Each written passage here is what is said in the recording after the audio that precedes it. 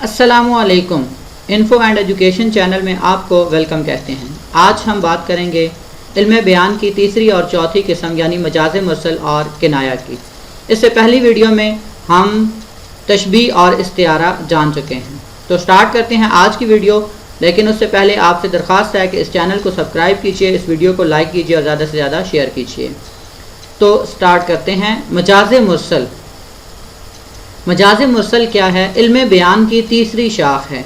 इस्तिलाह में ये वो लफ्ज़ है जो अपने हकीकी मानों के बजाय मजाजी मानों में इस्तेमाल हो और हकीकी और मजाजी मानों में तशबीह के अलावा कोई और इलाका हो।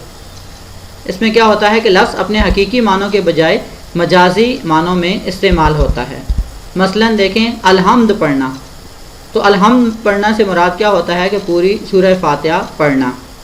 इसी तरह बादल बरसने से मुराद बारिश है। और कहा कि दरिया बहता है, तो दरिया बहने से मुराद सिर्फ पानी बहना होता है। तो यहाँ पे भी देखें कि अलहम्द जब हम पढ़ने का कह रहे हैं तो इसमें हकीकी और मजाजी दोनों मतलब जो हैं। हकीकी मतलब क्या है? अलहम्द सिर्फ जो लफ्ज़ अलहम्द है, और मजाजी मतलब क्या है कि अल्हम्दुलिल्लाहि रब्बिल आलमीन जो वलद्दालीन आखिर तक पढ़ना। तो अब इससे मुराद क्या है? आखिर तक पढ़ना है। तो यहाँ पे लफ्ज़ अपने मजाजी मानों में पाया जा रहा है और हकीकी और मजाजी मानों में तशबीह का ताल्लुक़ भी नहीं है, तो इस वजह से हम कहेंगे कि ये मजाज मुरसल है। अब देखते हैं मजाज मुरसल की अक़साम। तो तमाम माहिरीन बलागत इस बात पर मुत्तफ़िक़ हैं कि मजाज मुरसल की कुल 24 किस्में हैं, जिनमें से चंद अहम जो है उनका हम ज़िक्र करेंगे, वरना ये टॉपिक जो है वो बहुत लंबा हो जाएगा। तो सबसे पहली जो किस्म है मजाज मुरसल की, वो है कुल बोल कर जुज़ मुराद लेना।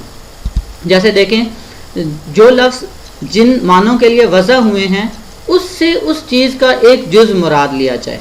मसलन हम ये कहें कि बाज़ार से सौदा लाना, तो अब बाज़ार कुल बोलकर एक दुकान जुज़ मुराद लिया। यानी हम जब बाज़ार में जाते हैं तो पूरा बाज़ार ख़रीद के नहीं ले आते, बल्कि बाज़ार की एक दुकान से कोई एक पेन या कोई एक चीज़ ख़रीद कर लाते हैं। इसी तरह नासिर काज़मी का शेर कि मुझसे मिलते ही वो बेबाक हो जाना तेरा, वो तेरा दांतों में उंगली दबाना याद है। तो अब यहाँ देखें, उंगली से मुराद उंगली का पोरा है, यानी यहाँ पे कुल उंगली बोला गया है और इससे मुराद क्या है? जुज़ लिया गया है। तो मजाज मुरसल की किस्म में क्या होता है कि कुल बोलकर हम जुज़ मुराद लेते हैं। इसी तरह गालिब का शेर के और बाज़ार से ले आएंगे अगर टूट गया, सागर जम से मेरा जाम सफ़ाल अच्छा है। तो अब यहाँ पे भी देखें कि जो जाम सफ़ाल है या सागर जम का वो प्याला जो बाज़ार से लेने जा रहे हैं, तो कुल बोलकर यहाँ पे भी जुज़ मुराद लिया गया है। अब नेक्स्ट देखें, दूसरी किस्म ये है कि जुज़ बोलकर कुल मुराद लेना।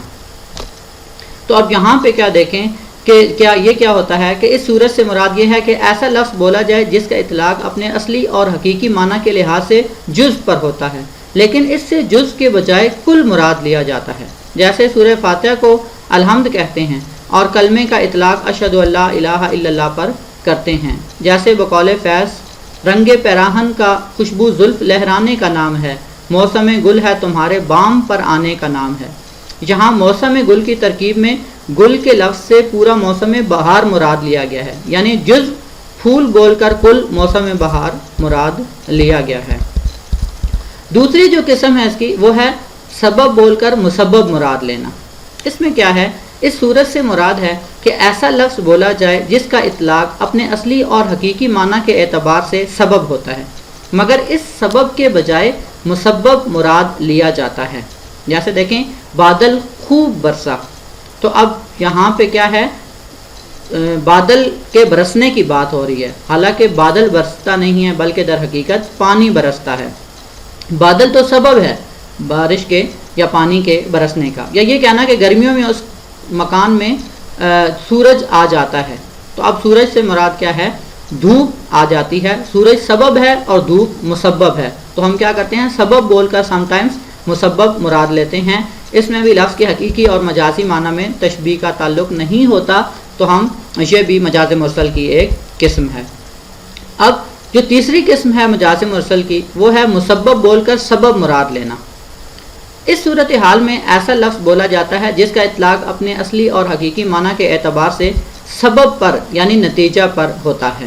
جیسے شعر دیکھیے کہ اس کا کوئی گود کا پالا نہ تھا، گھر میں کوئی گھر کا اجالا نہ تھا.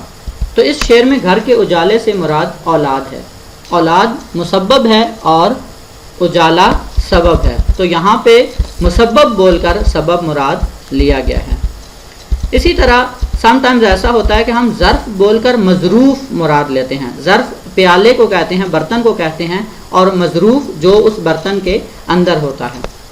اس صورت میں ایسا لفظ بولا جاتا ہے جس کا اطلاق اپنے اصلی اور حقیقی معنی کے اعتبار سے ظرف پر ہوتا ہے، مگر اس سے ظرف کے بجائے مظروف مراد لیا جاتا ہے. ظرف برتن یا جگہ اور مظروف اس چیز کو کہتے ہیں جو برتن یا جگہ کے اندر ہو.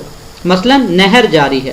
اب یہاں پہ نہر ظرف ہے اور اس سے مراد جو ہے وہ پانی یعنی مظروف. تو ہم سم ٹائمز کیا کرتے ہیں کہ ظرف کہہ کر مظروف مراد لیتے ہیں.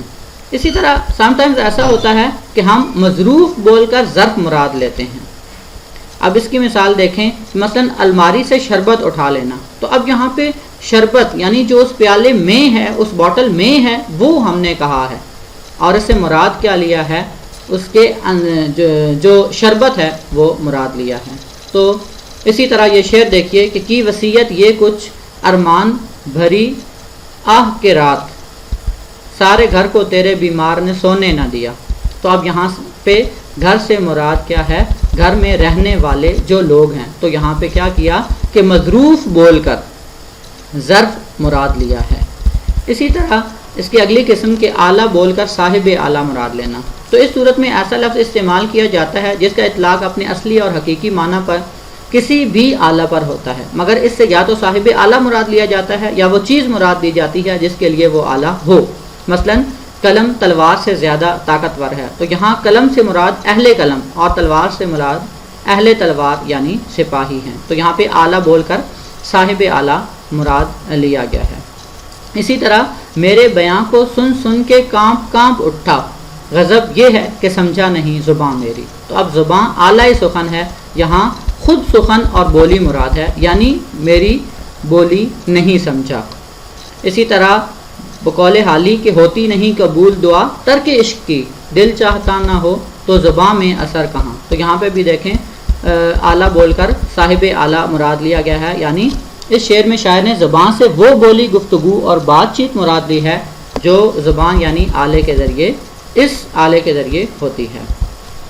اور اب علم بیان کی آخری جو قسم ہے کنایا. تو کنایا کا لغوی مطلب کیا ہوتا ہے؟ پوشیدہ یا چھپی ہوئی بات. علم بیان کی روح سے جب کنایا کی ہم تعریف کرتے ہیں تو اس کے یوں کرتے ہیں کہ جس کے معنی مبہم اور پوشیدہ ہوں، ان کا سمجھنا کسی قرینے کا محتاج ہو اور اپنے حقیقی معنی کے بجائے مجازی معنی میں اس طرح استعمال ہوا ہو کہ اس کی حقیقی معنی بھی مراد لیے جا سکتے ہوں.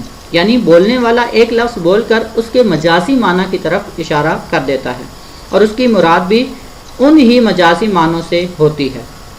تاہم اگر حقیقی معنی بھی مراد لیے جائیں تو بھی صحیح ہے. مثلا سفید ریش سے بوڑھا مراد لینا. سفید ریش داڑھی کو کہتے ہیں. مثلا ہم کسی کے لیے بولتے ہیں کہ وہ سفید ریش والا ہے، تو اس کا مطلب کیا ہے؟ سفید ریش تو تبھی ہوتی ہے جب انسان بوڑھا ہوتا ہے. تو اب اس میں کیا ہے کہ ہم نے کنایا استعمال کیا ہے، لفظ کے حقیقی کے بجائے مجازی معنی استعمال کیے ہیں. اب یہ مصرع دیکھیے کہ ہو گئے منہ سفید، ہو گئے منہ سیاہ منہ سفید.